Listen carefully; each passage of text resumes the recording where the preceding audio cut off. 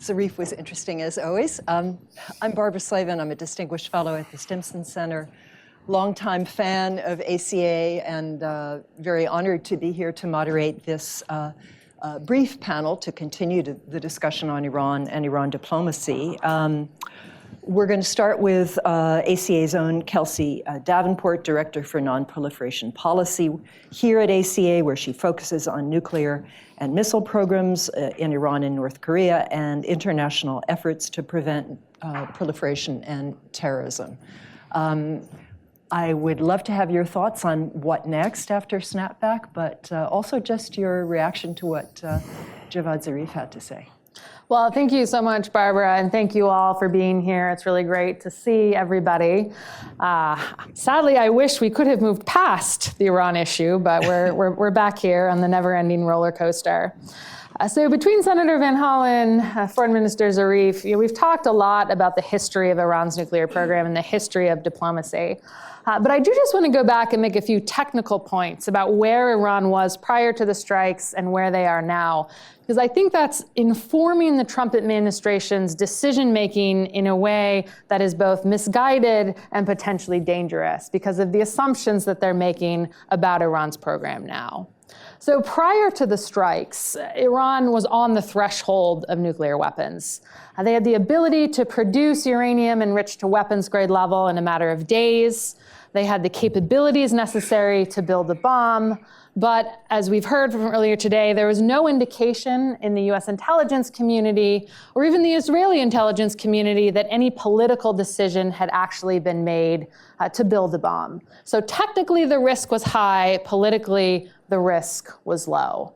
Now, as a result of the Israeli strikes and the US strikes, technically Iran's program has been set back. But what remains is that stockpile of uranium enriched to near weapons grade levels, and likely additional infrastructure that Iran could use if it were to rebuild its program to return to that threshold of nuclear weapons. The US has said, 1 to 2 years, but if you look carefully at the language around those assessments, it's 1 to 2 years for Iran to build back Natanz, to build back Fordow, and to build back Isfahan. The Natanz facility was designed to be in commercial scale. If you're moving to the threshold of nuclear weapons, you don't need to build a Natanz-sized enrichment hall. You don't even need a Fordow-sized enrichment hall. A small portion of that 60% enriched uranium, a small portion of advanced centrifuges that survived the attack, and IAEA DG Grossi has acknowledged for years that we don't know where all of Iran's centrifuges are. And Iran is again quickly back on the thresholds. But unfortunately, the Trump administration does not seem to be acknowledging how quickly Iran can move. And as a result, I think they're making 3 assumptions about policy going forward that has led them kind of shift Iran to the back burner to no longer see Iran as a priority. So first, as I said, the US appears to think it has more time to negotiate a deal than it may. Now, it could be that Iran does not resume its uranium enrichment program quickly, that the suspension in uranium enrichment holds, and it does take more time to build back. But again, given the capabilities Iran has, we need to contend with the reality that the return to threshold could happen quickly. So that's what I would kind of say is dangerous assumption number 1, that we have years now to address this problem. We may not. The second is if you listen to Trump speak, he speaks of the bombings as a significant success, and has talked about the US ability to bomb Iran again if Iran were to resume certain activities. Again, some very concerning assumptions here. I mean, yes, the bombing did roll back Iran's program, but it also exposed the limitations of US military action against Iran. We were not able to completely destroy some of the underground sites at Isfahan. Iran can fortify, dig back down these hardened facilities that are outside of US strikes. And if Iran were to build back, emphasizing secrecy over speed, there is a risk that US intelligence would not be able to detect these programs in enough time or then be able to actually disrupt it. So that, I think, is the dangerous assumption number 2, that military strikes can be equally successful in the future. There's really no guarantee of that. And the third thing I would say is that the US now appears to believe that because of the strikes, because of snapback, the US negotiating position is stronger, and the US can double down on some of its demands, like zero enrichment, and that in time, Iran will capitulate. And I think this is quite concerning because, as we have heard from Dr. Zarif, as we've seen from history, Iran responds to pressure with pressure of its own. And something like foregoing uranium enrichment, that is going to go against the dignity and the pride of the Iranian program that Dr. Zarif sort of centered his remarks upon. So holding out for zero enrichment, it's not realistic, and it's not even necessary, for a good deal. But again, that seems to be kind of what the US is thinking going forward. So what should we be thinking about post-snapback? Now, unfortunately, because the US does not seem to view diplomacy as an urgent priority, because the US is not putting creative proposals out there, I think we need to look to a third party to try to put something on the table that could stabilize the situation in the short term and prevent an escalatory spiral that we might see post-snapback that could bring us back to the brink of conflict.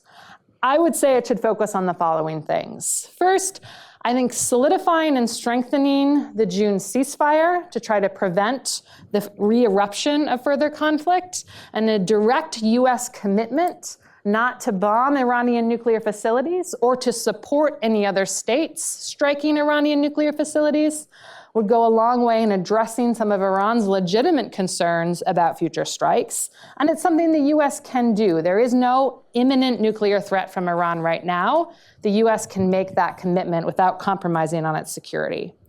The second thing I would say is to recognize Iran's rights and its obligations under the NPT, and maybe acknowledge that there is currently a suspension in enrichment, but that the enrichment question, resolving what that program should look like, will be settled in a comprehensive negotiation. Therefore, Iran is not foregoing the right to enrichment, but the US isn't having to say that we've acknowledged uranium enrichment. And we pumped that question, the scope of the program, what it could look like, to a longer term discussion. And then finally, I would say the US should try to do something that incentivizes the return of the IAEA. To me, the resumption of inspections is the single most critical aspect that the US, that Europe, that the Gulf should be focused on trying to persuade Iran to reemploy. In the short term, it will provide some confidence that Iran is not accessing the HEU that's enriched to near weapons grade, that it's not resuming activities. And in the long term, it gives the IAEA the ability to begin to rebuild some of these baseline inventories that may be helpful then if we're actually going to negotiate and verify a future deal. So I think the IAEA has to be part of that short-term deal. And ideally then, by also perhaps providing Iran with some sanctions relief, you could come up with a short-term package that stabilizes the situation, creates the time and space for a longer-term thinking. And this is where we might actually see a small silver lining in snapback. If you work on Iran, I think you always have to look for silver linings. But essentially, by snapping back sanctions, the JCPOA era is dead. It is over. I think we've all known for a long time that politically, technically, restoring the JCPOA was not viable. But because of Resolution 2231, I think negotiators were still kind of stuck within the JCPOA's kind of framework, mindsets, the idea of this transactional US-Iranian bargain. Without 2231, there may be space now to consider new creative frameworks, to better involve the region, to think about regional restrictions, some of the ideas that Dr. Zarif mentioned, to think about regional collaboration in a way that also addresses proliferation concerns. So I'd be happy to say more about that in the future, or in response to any questions.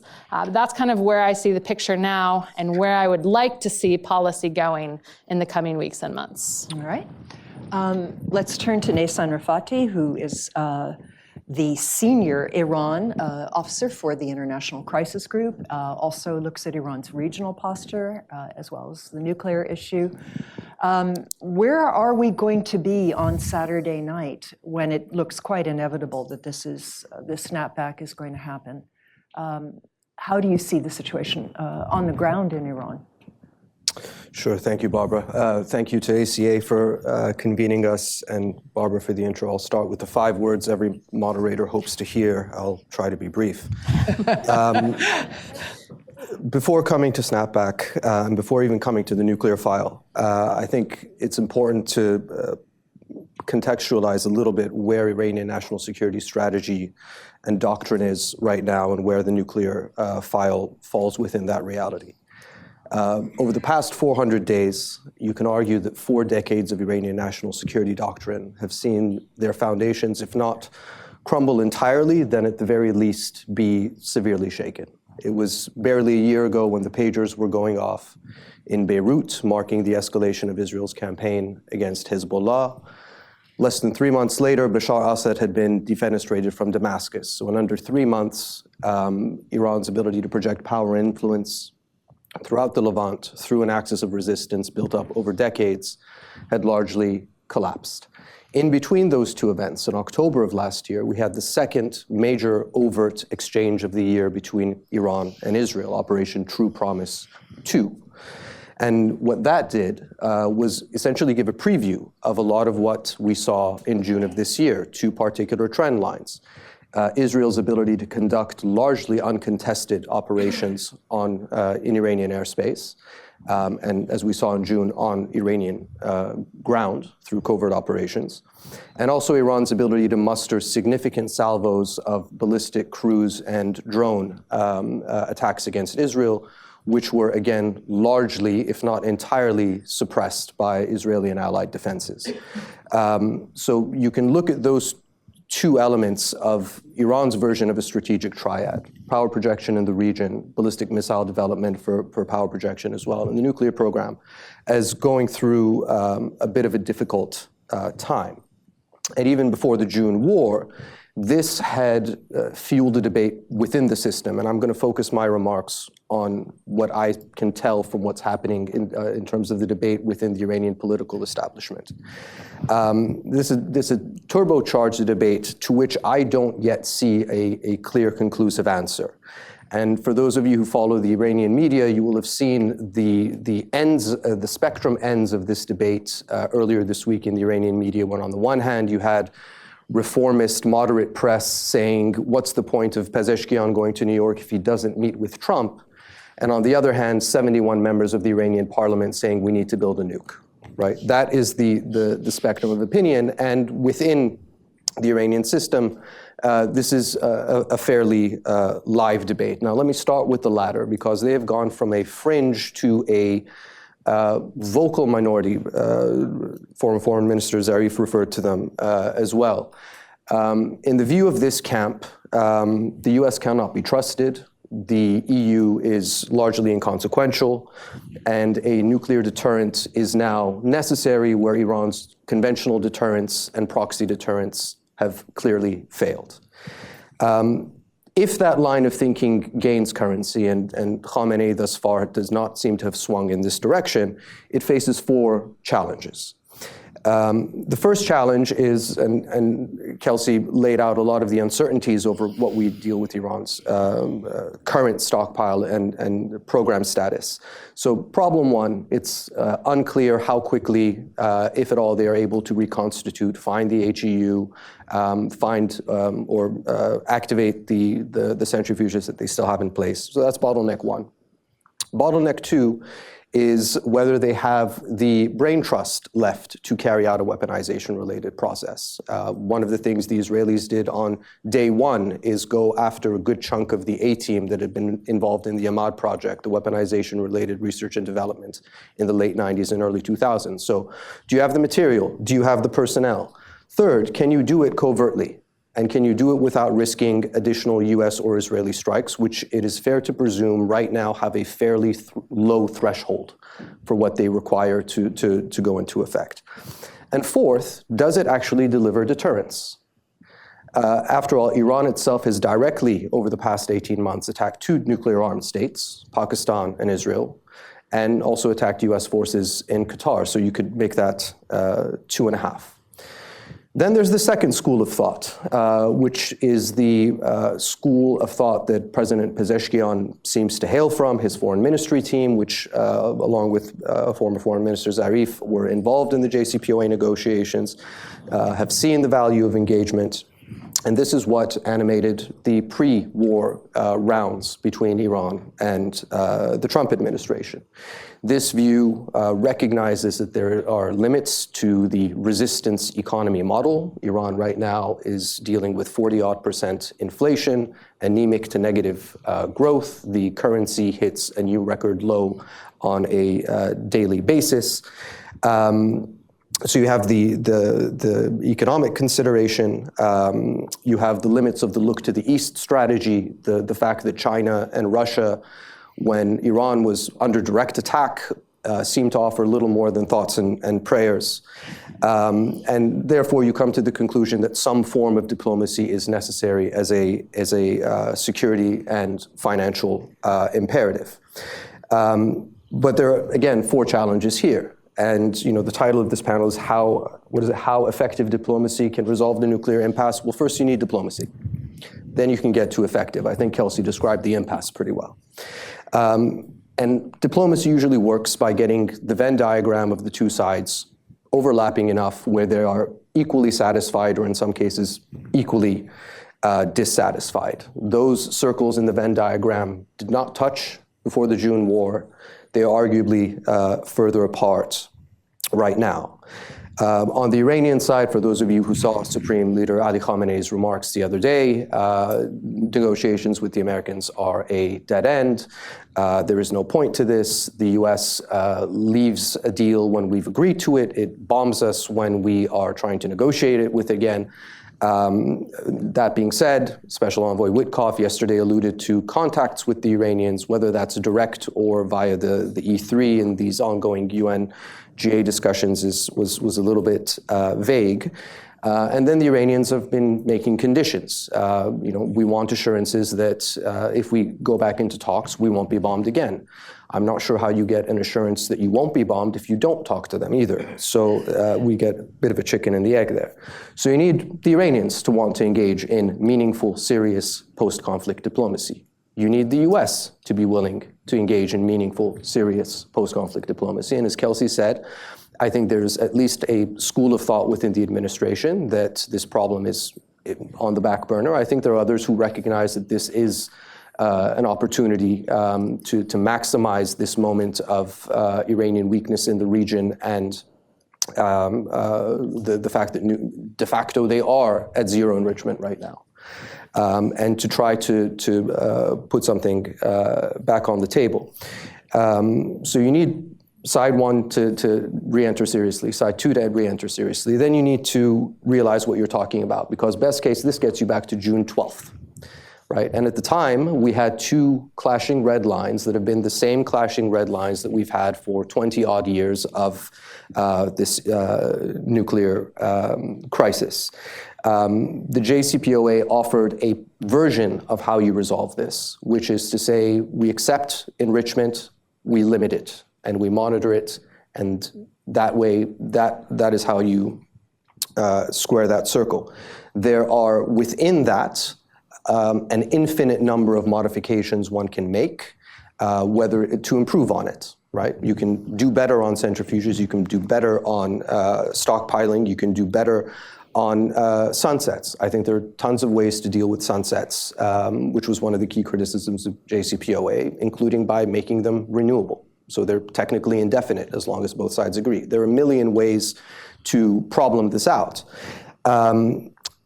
The problem is that that is very clearly not a model the Trump administration is willing to accept. At the UN General Assembly, President Trump said, I made an offer to the Iranians to suspend their enrichment. Zero enrichment has been, over the past few months, the consistent US approach. And that means that, again, that doesn't mean Iran cannot have any nuclear activity. Secretary Rubio has said that they can import enriched materials from abroad. The Iranians, as you heard from former Foreign Minister Zarif, insist on a domestic capacity. They do not trust the West. They do not trust the US. Then you have the consortium model. In a crisis group, we've been looking at the consortium model for a long time. It's something that's been out there since the 70s, but obviously Iran-Gulf relations are in a different place. Gulf nuclear development is in a different place. And even here, you can have something that could be a path that may work. But again, it comes down to the fact that the Iranians insist that the enrichment as part of this consortium be on Iranian soil. And so technically, the US could say, well, it's not Iran that's enriching, it's the consortium that's enriching.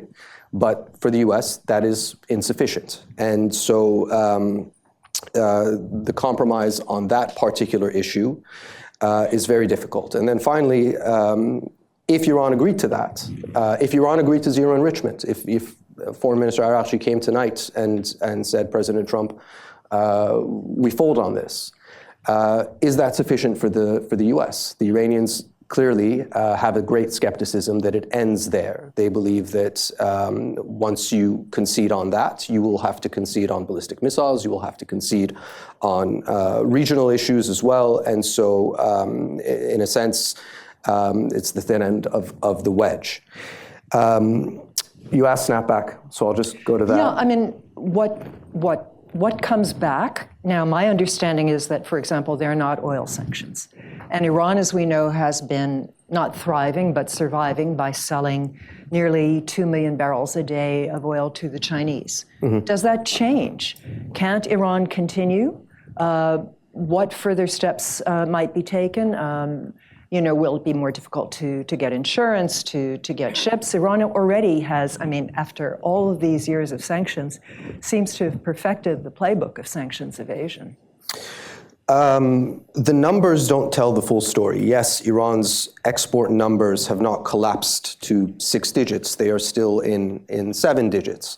Two uncertainties when you talk to people who work in the oil trade are how much of a discount they're giving to the Chinese, and then secondly, how much of that revenue is actually repatriated. How much of it can Iran actually access, and how much of it is sitting in Chinese banks? In terms of snapback, for those of you unfamiliar with it, it basically inverts the usual Security Council method where any one country can veto something to say any one country can implement the restoration of the 6 UN Security Council sanctions adopted against Iran between 2006 and 2010. The Russians and the Chinese have contested this process.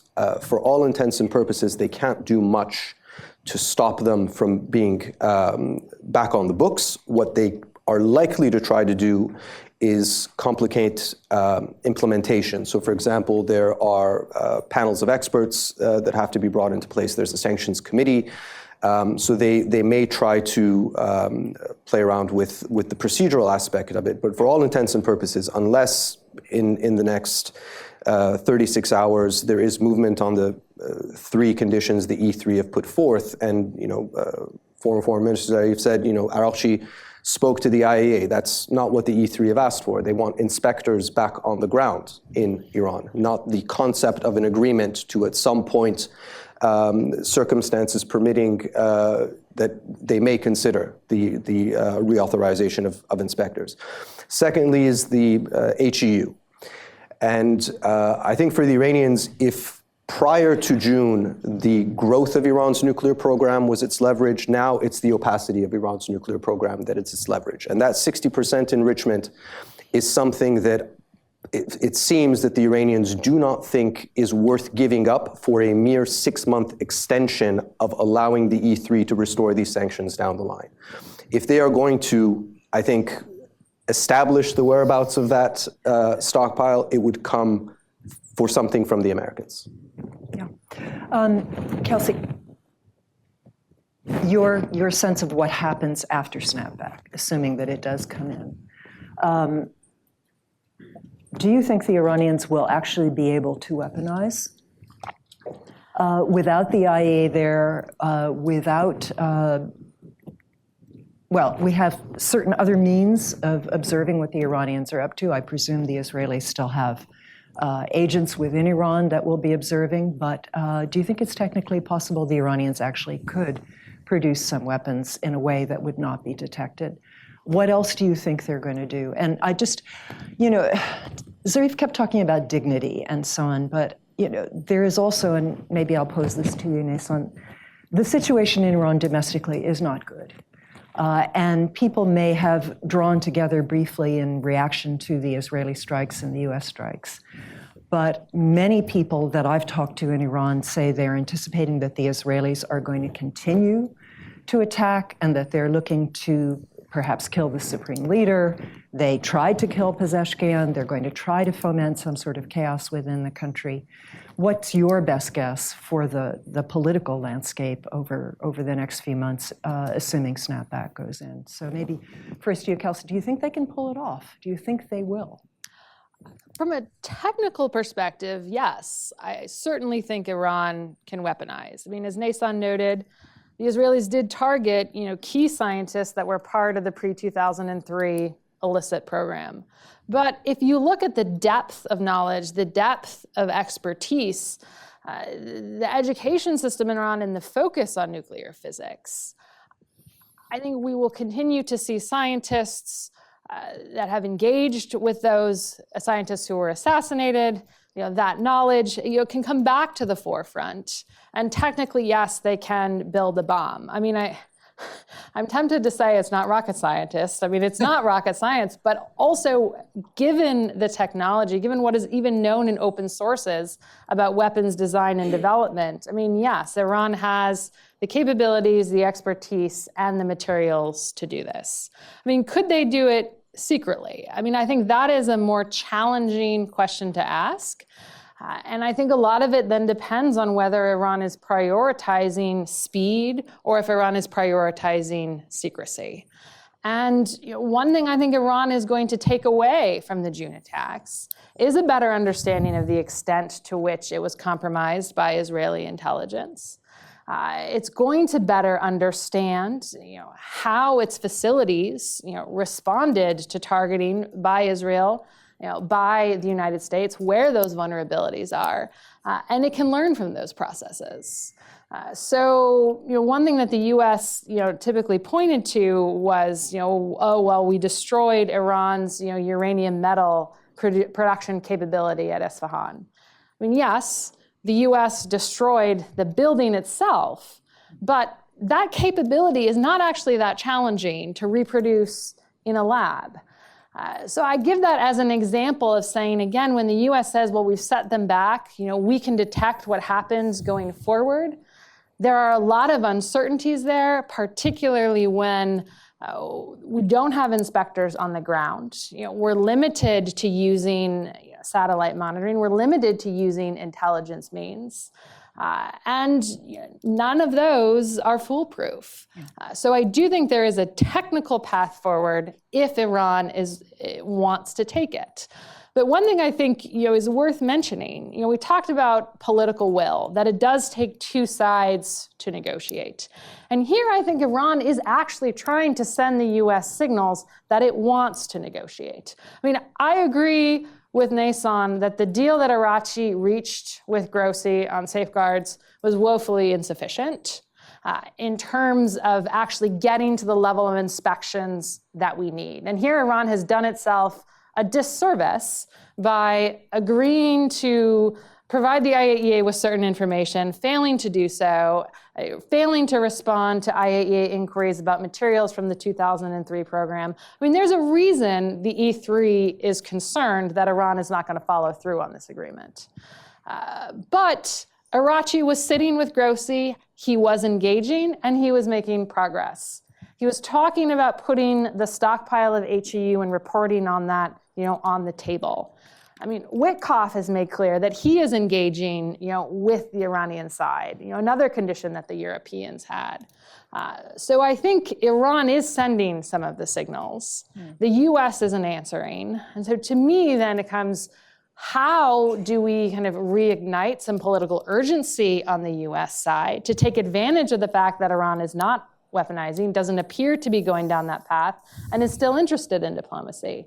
And if we can't spark that internally within the Trump administration, who from the outside could put that proposal on the table that it would be hard for Trump to walk away with? I mean, I do think in the lead up to the strikes, Trump did legitimately want a deal. I think the parameters of what he was demanding were not realistic. I had concerns about the depth of the negotiating team when it came to some of those technical details, but I think the desire was there, and we have to try to reignite that. Nathan, briefly, the situation within Iran, do you anticipate that there will be more Israeli strikes? And how will society hold up under this? Will they be defiant? Will they care about their dignity, or will they care about their pocketbook? Well, on the first one, I think one of the uncertainties right now that I'm positive the Iranians will have no answer to is what the threshold for renewed military action is. If Iran is rebuilding ballistic missile sites, is that enough for the Israelis to launch another round? If Iran tries to move the fissile material that has gone into occultation in the truest Persian tradition, is that enough? Previously we said, if they weaponize or if they go to 90%, that would be the threshold. It's unclear what exactly would trigger renewed strikes. In terms of domestic, look, the government has a legitimacy crisis, an environmental crisis. It's facing an infrastructure crisis. And the trend lines are not particularly good. 3 times over the last decade, there have been massive uprisings that every time the system has suppressed through brutality. When Khamenei says negotiations with the US lead to a dead end, I don't see how his other options end particularly better than that either. So it's difficult, and the longer this goes, the Iranian government does enough to put pressure on the people of Iran. Increased diplomatic isolation and financial strain will only do worse. On that happy note, I think we are out of time. Thank you very much, both of you. Appreciate it.